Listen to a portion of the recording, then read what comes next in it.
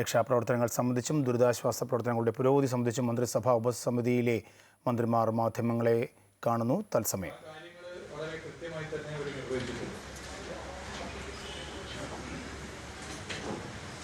ഇന്ന് 14 മൃതദേഹങ്ങളാണ് കണ്ടെത്തി. അതിൽ 3 മലപ്പുറം ജില്ലയിൽ, എടക്കരയിൽ നിന്നും 2, നിലമ്പൂരിൽ നിന്നും 1. അങ്ങനെ 3 മലപ്പുറം ജില്ലയിൽ നിന്നാണ്. ബാക്കി 11 നേരത്തെ നമ്മൾ സോണായി തിരിച്ച സോണുകളിൽ നിന്നാണ്. വയനാട് ജില്ലയിൽ സോണുകളിൽ നിന്നാണ്. ഇടയ്ക്കയിൽ നിന്നും, സ്കൂൾ ഏരിയയിൽ നിന്നും 8, വില്ലേജ് ഏരിയയിൽ നിന്ന് 2, അങ്ങനെ 11 വെടിയും. മലപ്പുറം ജില്ലയിൽ നിന്ന് 3, എടക്കര 2, നിലമ്പൂർ 1. അങ്ങനെയാണ് തിരിച്ചത്.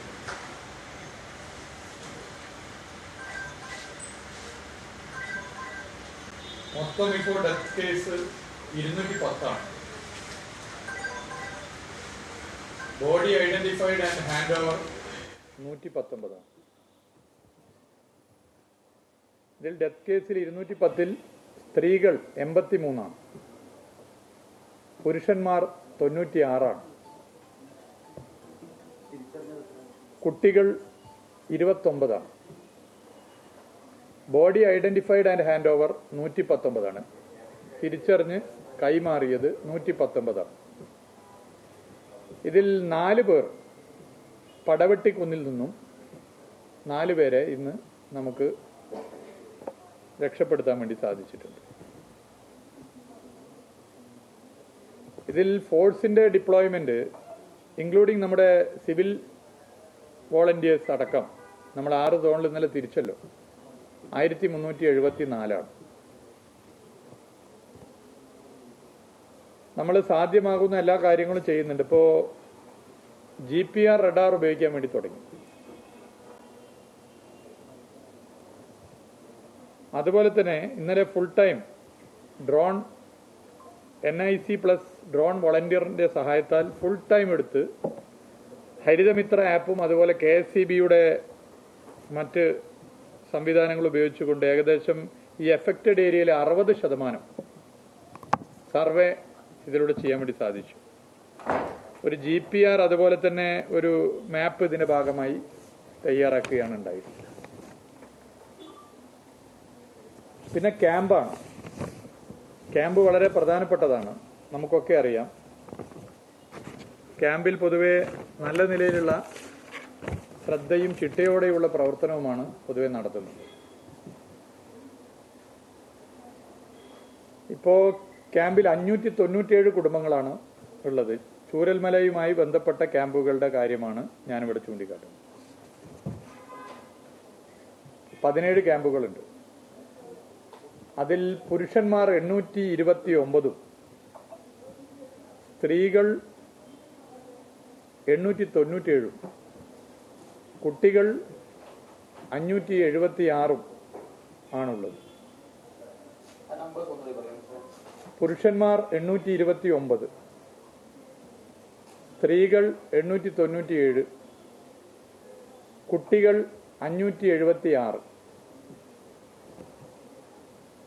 ഒരു പ്രഗ്നന്റ് ലേഡി അടക്കം 2303 പേരാണ് ഈ ക്യാമ്പുകളിൽ 17 ക്യാമ്പുകളിലായിട്ടുള്ളത്. 597 കുടുംബങ്ങൾ.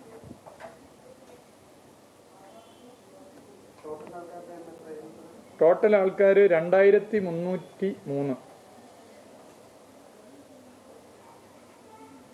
ഇതിൽ ക്യാമ്പുകളെ കുറിച്ച് പറയുമ്പോൾ നമ്മൾ ശ്രദ്ധിക്കേണ്ട ചില കാര്യങ്ങൾ പൊതുവെ ക്യാമ്പുകളിൽ നിന്ന് വരുന്നുണ്ട്. അവിടെ ചുമതലയുള്ള ഉദ്യോഗസ്ഥർ ശ്രദ്ധയിൽപ്പെടുത്തുകയും ഞങ്ങളിപ്പോൾ ഇന്ന് പ്രാഥമികമായി മീറ്റിംഗ് ഇരുന്ന് 7 മണിക്കാണ് വളരെ വിശദമായിട്ടിരിക്കുന്നത്. അതിൽ ഉയർന്നു വന്നൊരു കാര്യം ക്യാമ്പുകളിൽ അനാവശ്യ വിസിറ്റ് ഒഴിവാക്കണം എന്നുള്ളതാണ്. ഒന്ന്, വളരെ മാനസിക പ്രയാസത്തോടു കൂടിയാണ് ആളുകൾ ക്യാമ്പിൽ കഴിയുന്നത്. അതിനു പുറമെ അവരുടെ സ്വകാര്യതയ്ക്ക് വലിയ നിലയിൽ പ്രയാസം തട്ടുന്ന നിലയിൽ അവർക്ക് സ്വസ്ഥമായി ക്യാമ്പിൽ നിൽക്കാൻ പറ്റാത്ത സ്ഥിതി വരുന്നു എന്നുള്ളത് പൊതുവെ വരുന്നത്. അതിൽ മാധ്യമങ്ങളും എന്തെങ്കിലും ശ്രദ്ധിക്കേണ്ടതുണ്ടെങ്കിൽ തീർച്ചയായിട്ടും ശ്രദ്ധിക്കണം. ക്യാമ്പുകളിൽ പോയി അഭിമുഖമെടുക്കുകയോ അല്ലെങ്കിൽ മറ്റ് സംവിധാനങ്ങൾ ഒരുക്കുകയോ ചെയ്യുന്നത് ഒന്ന് ശ്രദ്ധിക്കുന്നത് നല്ലത്. അത് ഒഴിവാക്കാൻ പരമാവധി മാധ്യമ സുഹൃത്തുക്കൾ തയ്യാറാകണം. ഇപ്പോൾ ക്യാമ്പ് എന്ന് പറയുമ്പോൾ അവരുടെ റൂം എന്ന് പറഞ്ഞാൽ അവർക്ക് കിടക്കാനുള്ള മുറി കൂടിയാണ്. നമ്മളിപ്പോൾ നല്ല മഴയാണ്, പുറത്തുനിന്നുള്ള ആളുകൾ ചളിയും ചവിട്ടി ആ മുറിയിലേക്ക് കയറുകയാണ്. നമ്മളവിടെ ക്ലീനിങ് ഒക്കെ ഉണ്ട്. എന്നാലും നമ്മുടെ വീട്ടിൽ നമ്മൾ എങ്ങനെയാണോ ഒരാൾ വരുമ്പോൾ നമ്മൾ ആഗ്രഹിക്കുന്നത്, അതുപോലെ നമ്മളൊരു വീട്ടിൽ പോകുമ്പോൾ എങ്ങനെയാണോ അതിന് തുല്യമായി ക്യാമ്പുകളിൽ ശ്രദ്ധിക്കാനുള്ളൊരു സ്ഥിതി ഉണ്ടാവണം. പലപ്പോഴും ഇപ്പോൾ കിട്ടിക്കൊണ്ടിരിക്കുന്ന വിവരം നമ്മളവിടെ ക്ലീനിങ്ങും ഒക്കെ തന്നെ ടൈംലി കാര്യങ്ങൾ നടത്തി വരികയാണ്. എന്നാലും എല്ലാ 2 മണിക്കൂറിലും ഇപ്പോൾ ക്യാമ്പിൽ ക്ലീനിങ് നടത്തുന്നുണ്ട്. അത് ബാത്റൂം ഉൾപ്പെടെ ക്ലീനിങ് ഉണ്ട്. ശുചിത്വ മിഷന്റെ ടീം ഒരു 30 പേർ റെഡിയായി നല്ല നിലയിൽ കാര്യങ്ങൾ നടത്തുന്നുണ്ട്. ചെക്ക് ലിസ്റ്റ് സംവിധാനം ഏർപ്പെടുത്തിയിട്ടുണ്ട്. ഒരു നോഡൽ ഓഫീസർക്ക് ചുമതല കൊടുത്തിട്ടുണ്ട്. അദ്ദേഹം കൃത്യമായി അതിന്റെ കാര്യങ്ങൾ അറിയിക്കുന്നുണ്ട്. ഒരു ഹെൽപ്പ് ഡെസ്ക് ഉണ്ട്. എന്ത് സംശയം ചോദിക്കാനും ആരെ കാണാൻ വരുന്നില്ല ഹെൽപ്പ് ഡെസ്കിൽ ചോദിക്കാവുന്നതാണ്. ഹെൽത്ത് ചെക്കപ്പ് ഇൻക്ലൂഡിങ് എല്ലാ നിലയിലുള്ള ചെക്കപ്പും ഉള്ള സംവിധാനമുണ്ട് ഹെൽത്ത് ചെക്കിന്റെ. അതുപോലെ തന്നെ നമുക്കൊക്കെ അറിയാം, വലിയ മാനസികമായ പ്രയാസത്തിലാണ് ആളുകൾ ക്യാമ്പിൽ കഴിയുന്നത്. അപ്പോൾ അവർക്ക് മെന്റൽ ആയിട്ടുള്ള സ്ട്രെങ്തൻ ചെയ്യാൻ മെഡിക്കൽ കൗൺസിലിംഗ്, സൈക്കോളജിക്കൽ കൗൺസിലിങ്ങിനൊക്കെ തന്നെ പ്രത്യേക സംവിധാനങ്ങൾ ഒരുക്കിയിട്ടുണ്ട്. എന്നാൽ അവിടെ നിന്ന് കിട്ടിക്കൊണ്ടിരിക്കുന്ന വിവരം കുറച്ചുകൂടി നമ്മൾ നിയന്ത്രണം, സ്വകാര്യത അവർക്ക് ഉറപ്പുവരുത്താൻ ഏർപ്പെടുത്തണം എന്നുള്ളതാണ്. നിങ്ങളെല്ലാവരും സഹകരിക്കണം. ആളുകൾ ഈ നിലയിൽ ഒരു വീടാണ് ആ ക്യാമ്പിലെ ഒരു മുറി എന്ന് കണ്ടുകൊണ്ട് ഇടപെടുന്നൊരു സ്ഥിതി ഉണ്ടാവണം എന്നുള്ളതാണ് പൊതുവെ എനിക്ക് അഭ്യർത്ഥിക്കാനുള്ളത്. ഞങ്ങളത് ചർച്ച ചെയ്ത് പൊതുവെ ആലോചിച്ചപ്പോൾ അതൊന്ന് ശ്രദ്ധപ്പെടുത്തണമെന്നാണ് തോന്നിയിട്ടുള്ളത്. ക്യാമ്പിലേക്ക് കുറെ കൂടി നമ്മളൊരു റെസ്ട്രിക്ഷൻ വരുത്തിക്കൊണ്ട് കാര്യങ്ങൾ ചെയ്യണമെന്നാണ് ഉദ്ദേശിക്കുന്നത്. കൂടുതൽ ആളുകളുള്ള ക്യാമ്പിൽ ആളുകളുടെ എണ്ണം കുറക്കാൻ മറ്റ് ക്യാമ്പുകൾ ഉൾപ്പെടെ തുടങ്ങുന്ന കാര്യവും ആലോചിച്ചിട്ടുണ്ട്. വൃത്തി ഉറപ്പുവരുത്താൻ വേണ്ടിയിട്ട് ക്ലീനിങ് നോഡൽ ഓഫീസർമാർ പ്രത്യേകം ശ്രദ്ധിച്ച് വരും. ഇവിടെ ഇരിക്കും മിനിസ്റ്റർ അങ്ങോട്ട് വരും.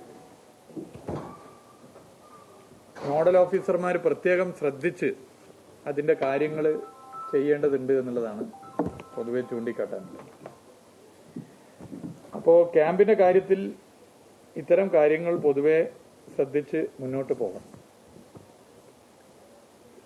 ഇതിൽ പിന്നെ നമുക്ക്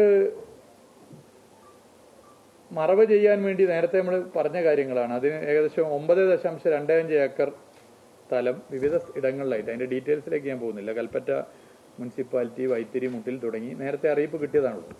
അതും ഒരു വഴിക്ക് നടക്കുന്നുണ്ട്. അപ്പൊ ഇതിൽ പ്രധാനമായിട്ടും തരാം, കളക്ടർ ഡീറ്റെയിൽസ് തരും. അത് കഴിഞ്ഞിട്ട് കളക്ടർ അതിന്റെ ഡീറ്റെയിൽസ് തരും. ഇതിൽ പ്രധാനമായിട്ട് പറയാനുള്ളത്, ഒന്ന്, നമ്മുടെ രക്ഷാദൗത്യവും അതുപോലെ തന്നെ മറ്റ് വോളണ്ടിയർ പ്രവർത്തനവും ഇന്നലെ നിശ്ചയിച്ചതുപോലെ സോണലായി തിരിച്ച് ഫോഴ്സസിന്റെ റെസ്പോൺസിബിലിറ്റിയും ഓഫീസേഴ്സിനും വോളണ്ടിയേഴ്സിന്റെയും ഇൻഡിവിജ്വൽ റെസ്പോൺസിബിലിറ്റിയും നിശ്ചയിക്കാൻ പറ്റിയിട്ടുണ്ട്. അതിന്റെ ഭാഗമായി പരിപൂർണമായി ഊർജം പൂർണ്ണമായും ഫലത്തിലേക്ക് എത്തിക്കാനുള്ള ഇതിന്റെ ഭാഗമായി ഉപയോഗിക്കാൻ പറ്റുന്നു എന്നുള്ളതാണ്.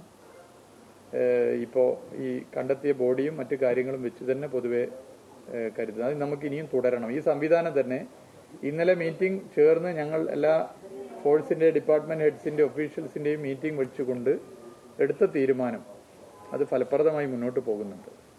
അവിടെയും നമുക്ക് അനാവശ്യ സന്ദർശനങ്ങൾ പൊതുവെ ഒഴിവാക്കേണ്ടതുണ്ട് എന്നുള്ളതാണ് തോന്നുന്നത്. അത് ഇന്ന് രാത്രി ചേരുന്ന മീറ്റിംഗിൽ ഞങ്ങളത് കുറച്ചുകൂടി സമയമെടുത്ത് ചർച്ച ചെയ്യാനാണ് തീരുമാനിക്കുന്നത്.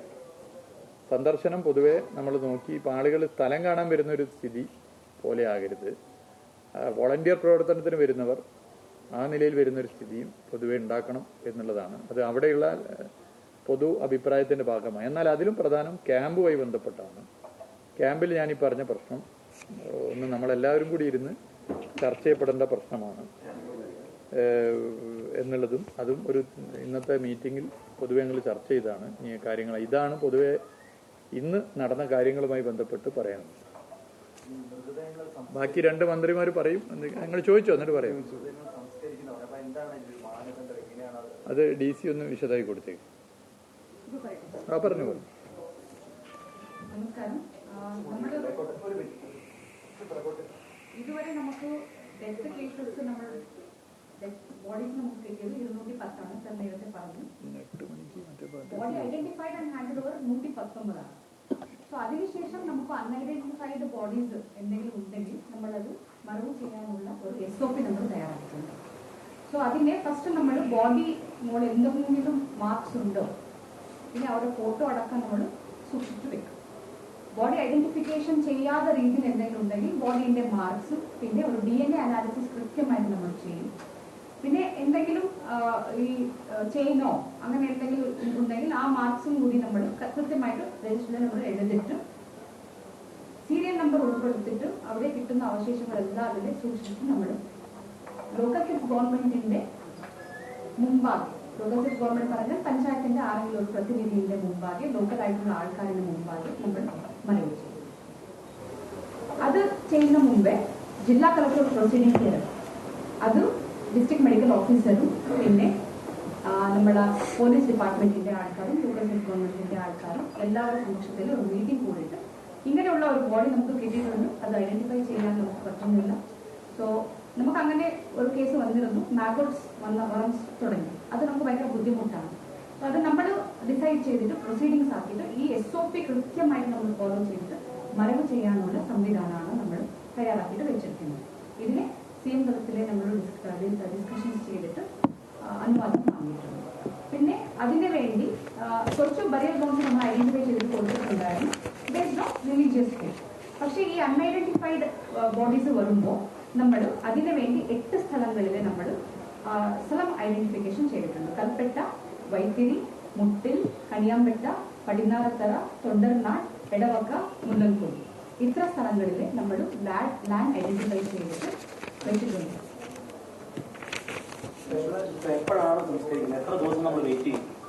ഇന്ന നമ്മൾ സ്റ്റാർട്ട് ചെയ്യും, ഇന്ന പ്രൊസീഡിങ്സ് ആക്കി വെച്ചിട്ടുണ്ട്. ഇന്ന ഫസ്റ്റ് ബോഡി നമ്മൾ ക്രിമേഷൻ ചെയ്യാൻ പോകുന്നുണ്ട്. നമ്മളിപ്പം ബന്ധുക്കൾ എത്താൻ എത്ര ടൈം നമ്മൾ ഡിലേ ചെയ്യുന്നതാണ് ഒരാളെ കണ്ട് മനസ്സിലാക്കാൻ എത്ര ദിവസം സമയം കൊടുക്കും? യൂഷ്വലി നമുക്ക് 72 hours നമ്മൾ വെക്കണം. പക്ഷെ ബോഡിന്റെ കണ്ടീഷൻ പ്രോട്ടോകോൾ അനുസരിച്ച്, പക്ഷെ ബോഡിന്റെ കണ്ടീഷൻ അനുസരിച്ചിട്ടാണ് നമ്മൾ കൈകാര്യം ചെയ്യാൻ പോകുന്നത്. ഇന്നാണ് നമ്മൾ ഡിസൈഡ് ചെയ്യുന്നത്. പ്രൊസീഡിങ്സ് നമ്മൾ റെഡിയാക്കിക്കൊണ്ടിരിക്കുന്നുണ്ട്. ഒരു ടീം അത് സജ്ജമാക്കുന്നുണ്ട്. അതിന്റെ ഡീറ്റെയിൽസ് നമ്മൾ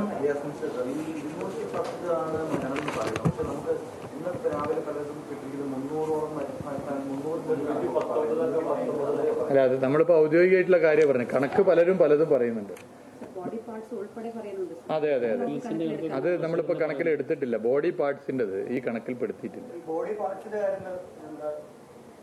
ബോഡി പാർട്സിലും സെയിം നമ്മൾ ബോഡീനെ നമ്മൾ എങ്ങനെയാണ് മറവ് ചെയ്യാൻ പോകുന്നത്, ബോഡി പാർട്സും അതേ സംവിധാനം ഉൾപ്പെടുത്തിയിട്ടാണ് മറവ് ചെയ്യാൻ പോകുന്നത്.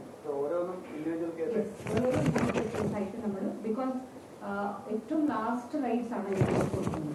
സോ അതും കൂടി എല്ലാ ഗൗരവത്തെയും കൂടി നമ്മൾ മറവ് ചെയ്യണം. കാണാതായവരെ നമ്മൾ നേരത്തെ പറഞ്ഞതുപോലുള്ള സംവിധാനങ്ങൾ വെച്ച് തന്നെയാണ് പരിശോധിക്കുന്നത്.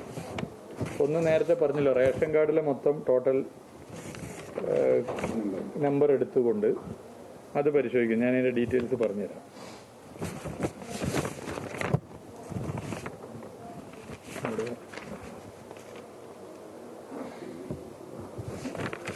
ഡീറ്റെയിൽസ് കളക്ടർ ഒന്ന് കൊടുത്താൽ മതി. ഞാൻ ഇവിടെ എഴുതി വെച്ചു. ഇപ്പോൾ 206 ആണ് ഇപ്പോൾ നിലവിൽ നമുക്ക് 100% ഉള്ളത്. പിന്നെ നമ്മളൊരു മദർ ഡേറ്റ നമ്മൾ കളക്ട് ചെയ്യാൻ തുടങ്ങി.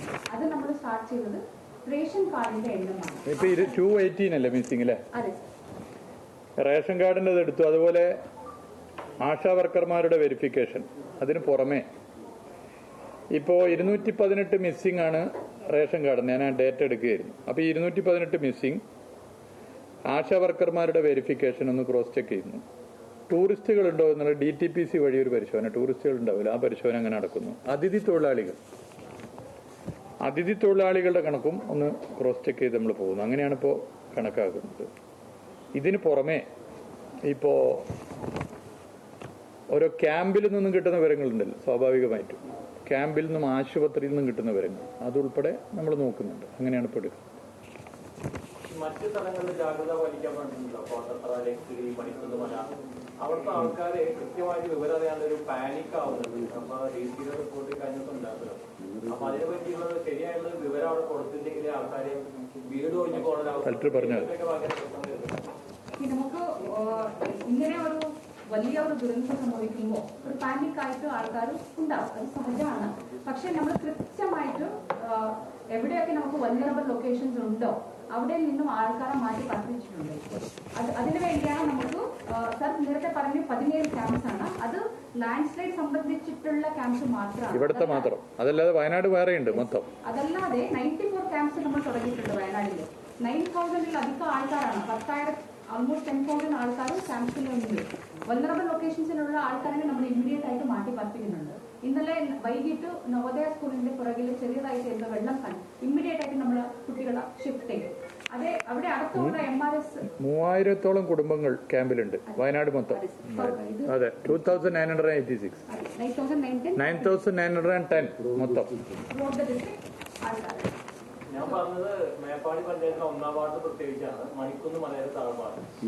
അവിടെ പല ആൾക്കാരും, താഴെയുള്ള ആൾക്കാർ പോലും പാനിക്കായിട്ടും മൊത്തം വീട് ഒഴുകി പോകുന്നത് തീർച്ചയായിട്ടുണ്ടായിരുന്നു. അപ്പൊ അതിന്റെ പറ്റിയ അല്ല, അവിടെ ക്യാമ്പ് സംവിധാനം ഉണ്ട്. ബാക്കി DC ഒന്ന് പരിശോധിക്കാം, ഒന്ന് നോക്കിയിട്ട് ഇടപെടാം. ക്യാമ്പ് സംവിധാനം ഉണ്ട്. നിങ്ങൾ ഈ ശ്രദ്ധപ്പെടുത്തിയ കാര്യം ജില്ലാ കളക്ടർ ഒന്ന് പരിശോധിക്കാം. ഓക്കെ. ഈ റിഹാബിലിറ്റേഷന്റെ കാര്യത്തിൽ പല സംഘടനകളും വീടുകൾ നിർമ്മിക്കാത്ത പറഞ്ഞ് വർക്കാസിൽ വരുന്നുണ്ട്. സർക്കാർ സാഹചര്യം തുടങ്ങിയിട്ടുണ്ട്. അത് വളരെ ഗൗരവത്തിലും സമയബന്ധിതമായും ആലോചിച്ച് തീരുമാനിക്കേണ്ട കാര്യങ്ങളാണ്. അപ്പം അതിൽ 2-3 വിഷയമുണ്ട്. ഒന്ന്, എന്തായാലും റീഹാബിലിറ്റേഷന്റെ ഭാഗമായി നമ്മൾ സമയം കുറച്ചെടുക്കുമെന്നുള്ളത് വസ്തുതയാണ്. അതുവരെ ഈ ക്യാമ്പിലുള്ളവരെ എങ്ങനെയാണ് നമ്മൾ അവരുടെ താമസം ഒരുക്കുക, അത് ഒരു കാര്യം. ഒന്ന്. രണ്ടാമത്തെ പ്രശ്നം പുനരധിവാസം തന്നെ എങ്ങനെ. ഒരുപാട് പേർ ഇപ്പോൾ വ്യക്തിപരമായും സർക്കാരിനെയും മറ്റ് ഓരോരുത്തരെയും, ഓരോ മന്ത്രിമാരെയും ജില്ലാ കലക്ടറൊക്കെ വിളിച്ച് സഹായം പറയുന്നുണ്ട്. അതിനൊരു പൊതു ചിത്രം വെച്ചുകൊണ്ട് മുന്നോട്ട് പോകണം, അല്ലെങ്കിൽ അത് ഒരു സയന്റിഫിക് ആവില്ല. അപ്പം അങ്ങനെ ഒരു പൊതു കാര്യം സർക്കാർ ആലോചിക്കും. ആ സംവിധാനം വഴി എത്രയും വേഗത്തിൽ നമുക്കൊന്ന് ഭൂമി വേണ്ടതുണ്ട്. ഈ ഭൂമി ലഭ്യമാകുന്ന ഭൂമിയെക്കുറിച്ച് കൃത്യമായി പഠിക്കണം. അവിടെ പറ്റുമോ ഇല്ലയോ എന്നുള്ളത് നമ്മൾ ഇവരോട് കൂടി ഡിസ്കസ് ചെയ്യണം. നമ്മൾ മാത്രം അങ്ങോട്ട് നിശ്ചയിച്ചാൽ പോരല്ലോ. ഈ കുടുംബാംഗങ്ങൾ ഇപ്പോൾ അവരുടെ അഭിപ്രായം കൂടി നമ്മൾ എടുക്കണം. അത് ഒരു സ്വിച്ചിട്ട ബൾബ് കിട്ടുന്ന പോലെ പെട്ടെന്ന് നമ്മൾ തീരുമാനിച്ചാൽ അതിന്റെ പ്രയാസം വരും. എന്നാൽ അതെല്ലാം ചെയ്തുകൊണ്ട് സമയബന്ധിതമായി എത്രയും വേഗത്തിൽ നമുക്ക് ഈ കാര്യങ്ങൾ നടപ്പിലാക്കണം.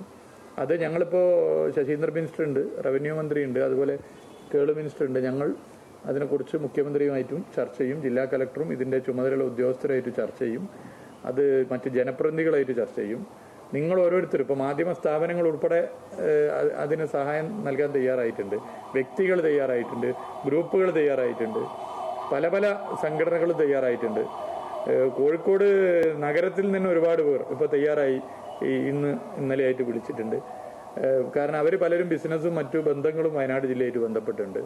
കേരളത്തിന്റെ പല ഭാഗത്തുള്ളവർ തയ്യാറായിട്ടുണ്ട്. ലോകത്തുള്ള പ്രവാസികൾ പല ഭാഗത്ത് മലയാളി സുഹൃത്തുക്കൾ തയ്യാറായിട്ടുണ്ട്. മലയാളികളല്ലാത്തവർ തയ്യാറായി വരുന്നത്. അപ്പൊ ഇതൊക്കെ കൃത്യമായൊരു കോർഡിനേഷനോട് കൂടി എങ്ങനെ എന്നുള്ളത് ആലോചിച്ച് കാര്യങ്ങൾ ചെയ്യും.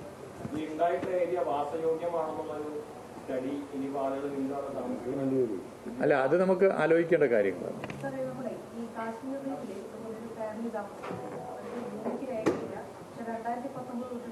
അവരെ മുൻഭാഗത്ത് തോട്ടുന്ന വെള്ളം വീഴുന്നു, കോവിലിന്റെ കള്ളാടിപ്പുഴ കരകവിഞ്ഞിട്ട് വീട്ടിലേക്ക് വെള്ളം വീഴുന്നുണ്ട്. അവർ സ്ഥിരമായിട്ട് ഈ അയൽവയിൽ അംഗനവാടിയിലേക്കാണ് താമസിക്കുന്നത്. അപ്പൊ അതുപോലത്തെ ഭൂമിക്ക് രേഖയില്ലെങ്കിലും സ്ഥിരമായിട്ട് വെള്ളം ചേർന്നിട്ട് കുടുംബങ്ങളെ മാറ്റി പാർപ്പിക്കാനുള്ള എന്തെങ്കിലും നടപടി സ്വീകരിക്കും. നമുക്ക് നോക്കാം, അതൊന്ന് ചർച്ച ചെയ്യാം എന്താണെന്ന്.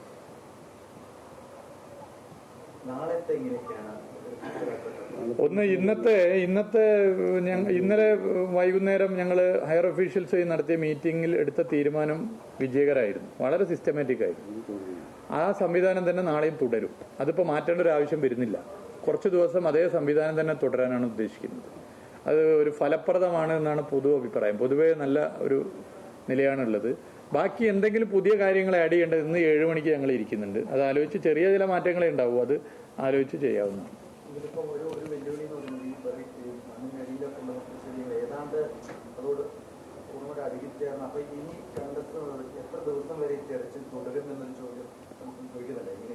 അല്ല, അത് നമുക്ക് ഇപ്പൊ പറയേണ്ട ഒരു കാര്യമല്ല, ഇപ്പൊ പറയാൻ പറ്റില്ല. നമ്മൾ അതിന് എല്ലാ സംവിധാനങ്ങളും ഒരുക്കുകയാണ്. പല സംവിധാനങ്ങളും മണ്ണിന്റെ അടിയിൽ ഇത്ര ആഴത്തിൽ അടിയിൽ ജീവനുള്ള മനുഷ്യനുണ്ടെങ്കിലും അല്ലാത്ത നിലയുണ്ടെങ്കിലും ഒക്കെ കണ്ടെത്താൻ പറ്റുന്ന സംവിധാനം കൊണ്ടുവരാൻ ശ്രമിക്കുന്നുണ്ട്.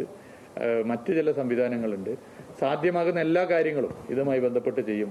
എത്ര ദിവസം എന്നുള്ളത് ഇപ്പം ആലോചിക്കേണ്ട പ്രശ്നമല്ല. നമ്മൾ അതിൻ്റെ എല്ലാ വഴികളും തേടി മുന്നോട്ട് പോവുക. അതാണിപ്പോൾ ഞങ്ങളുടെ മുമ്പിലുള്ള ഒരു നിലപാടും ലക്ഷ്യം.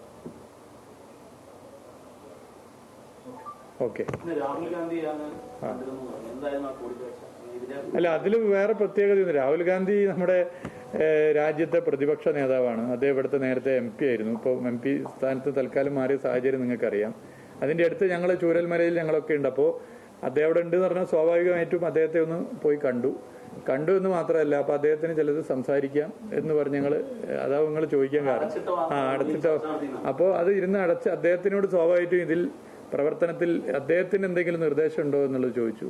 അദ്ദേഹത്തിന്റെ അഭിപ്രായങ്ങളുണ്ടോ അത് കേട്ടു. അതിനെക്കുറിച്ച് സംസ്ഥാന സർക്കാർ നിലപാട് പറഞ്ഞു.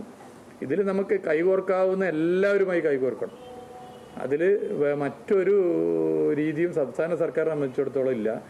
കൈകോർക്കാവുന്ന എല്ലാവരുമായി കൈകോർത്തിട്ടാണ് മുന്നോട്ട് പോകുന്നത്. അതിൽ പ്രത്യേകം എടുത്തു പറയേണ്ടത് നമ്മുടെ ഫോഴ്സസ് ഉണ്ട്. ഇന്ത്യൻ ആർമി മുതൽക്ക് ഞാൻ ഓരോന്നിൻ്റെ പേര് പറയുന്നില്ല. ഇപ്പോൾ ഓരോ സംവിധാനങ്ങൾ നമ്മൾ എടുത്താൽ അതിൽ കാണാൻ വേണ്ടി കേരള പോലീസിന്റെ പ്രത്യേക സംഘം ഉൾപ്പെടെ ഇപ്പോൾ ഞാൻ അതിവിടെ നേരത്തെ നോട്ട് ചെയ്തായിരുന്നു.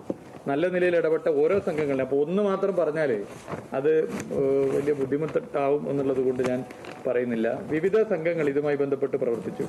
ഈ സ്പെഷ്യൽ ഓപ്പറേഷൻ ഗ്രൂപ്പ് ഉണ്ട് കേരള പോലീസിന്റെ. അവരിതിലൊരു തുടക്കത്തിൽ ആ പാലം നിർമ്മാണത്തിലൊക്കെ ഫസ്റ്റ് പാലത്തിന്റെ കാര്യത്തിൽ എടുത്ത നിലപാടുണ്ട്. ഇന്ത്യൻ ആർമിയുടെ ബെയിലി പാലം നിർമ്മാണം എടുത്തു പറയണം.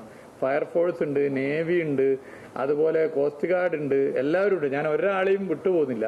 അതോടൊപ്പം നമ്മൾ എടുത്തു പറയേണ്ടത് ഇവിടുത്തെ നാട്ടുകാരെയാണ്. അവരുടെ വീട്ടിലെ അംഗങ്ങൾ നഷ്ടപ്പെട്ടിട്ടും അവര് രക്ഷാദൗത്യത്തിൽ ഇടപെടുകയാണ്. വീട്ടിലെ അംഗങ്ങൾ നഷ്ടപ്പെട്ടു, വീട്ടിലെ അമ്മയെ കാണാത്തവർ, ബാപ്പയെ കാണാത്തവർ, കുട്ടിയെ കാണാത്തവർ, ആ വിഷമം ഉള്ളിൽ ഒതുക്കി രക്ഷാദൗത്യത്തിൽ ഇടപെടുക. അത് വല്ലാത്തൊരു മനസ്സാണ്. ആ മനസ്സിനെ എങ്ങനെ സല്യൂട്ട് ചെയ്യണം നമുക്കറിയില്ല. അത് വല്ലാത്തൊരു അവസ്ഥയാണത്. ഇപ്പൊ ഇന്നലെ ഞങ്ങൾക്കൊപ്പം വന്ന ഒരു ഡ്രൈവർ ഉണ്ട്. അദ്ദേഹം അതിന്റെ ഒരു പ്രയാസം പറഞ്ഞു. വല്ലാത്തൊരു മാനസികാവസ്ഥയിലാണ് അദ്ദേഹം. രക്ഷാദൗത്യത്തിൽ ഇടപെടുന്ന ഓരോരുത്തരും ഇന്നിപ്പോ പോയപ്പോ ഇന്നാന്ന് കണ്ട ആള് പറഞ്ഞു എന്റെ ആളെ കിട്ടിയിട്ടില്ല എന്ന് വളരെ വിഷമത്തോടെ. എന്നാലും ഞാനിങ്ങനെ ഇറങ്ങി നടന്നുകൊണ്ടിരിക്കുകയാണ്. അത് വല്ലാത്തൊരു അദ്ദേഹത്തിന്റെ കിട്ടാത്ത ആളെ മാത്രമല്ല തിരയുന്നത്, ഇതിന്റെ പ്രവർത്തനത്തിൽ ഇടപെടും. അത് മനുഷ്യന്റെ വല്ലാത്തൊരു മനസ്സാണ്. അത് പ്രത്യേകിച്ച് നമ്മുടെ കേരളത്തിൽ അത് നമ്മൾ വലിയ നിലയിൽ കാണുകയാണ്. ഒരു പ്രതിസന്ധി വരുമ്പോൾ എല്ലാവരും ഒന്നിക്കുകയാണ്. മനുഷ്യന്റെ എന്താ പറയാ, മനുഷ്യരാകെ മാതൃകയാക്കേണ്ട ഒരു മാതൃകകളില്ലാത്ത മാതൃകയാണ് ഈ രക്ഷാദൗത്യത്തിൽ നമ്മൾ കണ്ടിട്ടുള്ളത്. അത് മനുഷ്യരെ മറ്റ് ഫോഴ്സ് സംവിധാനമൊക്കെ ഉണ്ട്, എല്ലാവരുടെ ഇടപെടലിനെയും അതേ അർത്ഥത്തിൽ നമ്മൾ കാണുന്നു. എന്നാൽ ഇവരെ നമ്മൾ എങ്ങനെയാണ് ഇവരെ വാക്കുകൾ കൊണ്ട് വിവരിക്കാൻ പറ്റുന്നതിന്റെ അപ്പുറത്താണ്. അത് ആ നിലയിൽ തന്നെയാണ് കാണുന്നത്.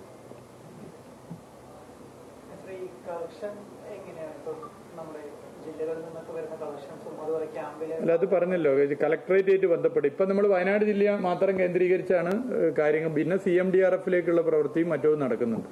അത് കളക്ടർ അതിന്റെ ഡീറ്റെയിൽസ് ഒന്ന് പറഞ്ഞു.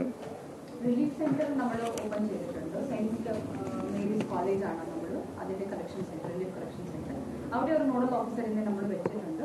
സോ വരുന്ന എല്ലാ റിലീഫ് മെറ്റീരിയൽ അവിടെ കളക്ട് ചെയ്തിട്ട് നമുക്കുള്ള എല്ലാ ക്യാമ്പ്സിലും നമ്മൾ ഇപ്പോൾ നിലവിൽ സപ്ലൈ ചെയ്യുന്നുണ്ട്. സോ എല്ലാവരും ഒരുപാട് നമുക്ക് നല്ല ഒരു സപ്പോർട്ട് കിട്ടിയിട്ടുണ്ട് ഇതിനു വേണ്ടി. സോ ഇനി നമുക്ക് നമ്മുടെ റിക്വസ്റ്റ് ഉള്ളത്, ഇനി ബാക്കിയുള്ള CMDRF-ലെ നമുക്ക് മെറ്റീരിയൽസ് അല്ലാതെ CMDRF-ലെ നമുക്ക് കിട്ടിയ അടുത്ത റീഹാബിലിറ്റേഷൻ മറ്റുള്ള കാര്യങ്ങളിൽ അത് ഹെൽപ്പ് ആവും. അവിടെ നിന്ന് കൊണ്ടുപോകുന്ന സാധനങ്ങൾക്ക് കൃത്യമായിട്ടുള്ള ഒരു നോഡൽ ഓഫീസർ കോൺട്രവേഴ്സി ഉണ്ടായിരുന്നു. അതുകൊണ്ടാണ് എനിക്ക് ഇല്ല, അതിനെ കൃത്യമായിട്ട് നമ്മൾ രജിസ്റ്ററിൽ ചേർക്കുന്നുണ്ട്. എന്തൊക്കെ സാധനങ്ങൾ കിട്ടി, എവിടെയൊക്കെ നമ്മൾ കൊണ്ടുപോകുന്നുണ്ട്, അത് നമ്മൾ ടാലി ചെയ്യുന്നുണ്ട്. സാധനങ്ങൾ ശേഖരിക്കുന്നത് നിർത്തി ഇനി CMDRF-ലേക്ക് ഫണ്ട് അങ്ങനെയാണോ? അല്ല, അങ്ങനെയല്ല പറഞ്ഞത്. മറ്റ് ജില്ലകളിൽ നിന്ന് വരുന്നത് നമ്മൾ പൊതുവെ പറഞ്ഞല്ലോ നേരത്തെ. ചീഫ് സെക്രട്ടറി അതിന്റെ ഒരു ഓർഡർ വന്നിട്ടുണ്ട്. നമ്മൾ അധികം ഇപ്പൊ പല സ്ഥലത്ത് സാധനങ്ങൾ അധികമാവുന്നു എന്നുള്ള പ്രശ്നം വരുന്നുണ്ട്. അപ്പൊ അതാണ് ഉദ്ദേശിച്ചത്. മുമ്പുണ്ടായിരുന്ന ഒരു അനുഭവം, ചില കേന്ദ്രങ്ങളിൽ ചില സാധനങ്ങൾ ആവശ്യത്തിൽ കൂടുതൽ, എന്നാൽ ചില കേന്ദ്രങ്ങളിൽ അത് ആവശ്യത്തിന് തികയുന്നില്ല. അതുകൊണ്ട് ഒരു കോമൺ പൂൾ ചെയ്താൽ ഓരോ സെന്ററിലും എന്താണ് വേണ്ടതെന്ന് തീരുമാനിച്ചു കഴിഞ്ഞാൽ ഈ ഒരു ബുദ്ധിമുട്ടുണ്ടാവില്ല. രണ്ടാമതൊരു കാര്യം, ഇതുമായി നേരെ ക്യാമ്പിൽ ചെന്ന് ക്യാമ്പിൽ വിതരണം ചെയ്യുന്ന ഏർപ്പാട് നേരത്തെ റിയാസ് മിനിസ്റ്റർ പറഞ്ഞതുപോലെ ക്യാമ്പിൻ്റെ ഡിസിപ്ലിനെ നിസ്സാരമായി ബാധിക്കും. അപ്പോൾ ആർക്കും എവിടെയും കൊണ്ടുപോയി കൊടുക്കുക എന്നുള്ളതല്ല. ജില്ലാ കേന്ദ്രത്തിലെ കളക്ടറുടെ നേതൃത്വത്തിലുള്ള പ്രവർത്തിക്കുന്ന സെല്ലിനെ ഇത്തരം കാര്യങ്ങൾ ഏൽപ്പിക്കണം. മറ്റ് ജില്ലകളിലും ഇങ്ങോട്ട് കൊണ്ടുവരേണ്ട കാര്യമില്ല. അതാത് ജില്ലാ കളക്ടറേറ്റുകളിൽ അതിനുള്ള ഏർപ്പാടുകൾ ചെയ്തിട്ടുണ്ട്.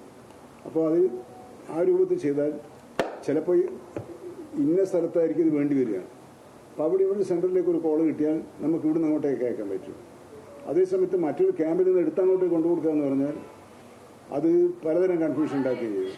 അപ്പോൾ അത് സിസ്റ്റമാറ്റിക് ആക്കുന്നതിന് വേണ്ടി കൂടിയാണ് ഇങ്ങനൊരു അഭ്യർത്ഥന നമ്മൾ വെച്ചിട്ടുള്ളത്, നിർദ്ദേശം മുന്നോട്ട് വെച്ചത്. അതുമായിട്ട് സഹകരിക്കുകയും മറ്റു വഴിയൊന്നുമില്ല, സഹകരിക്കേ പറ്റുള്ളൂ. ഇന്നത്തെ രക്ഷാപ്രവർത്തനങ്ങൾ സംബന്ധിച്ചും ദുരിതാശ്വാസ പ്രവർത്തനങ്ങളുടെ പുരോഗതി സംബന്ധിച്ചും മന്ത്രിസഭാ ഉപസമിതിയിലെ മന്ത്രിമാർ മാധ്യമങ്ങളോട് സംസാരിക്കുകയായിരുന്നു.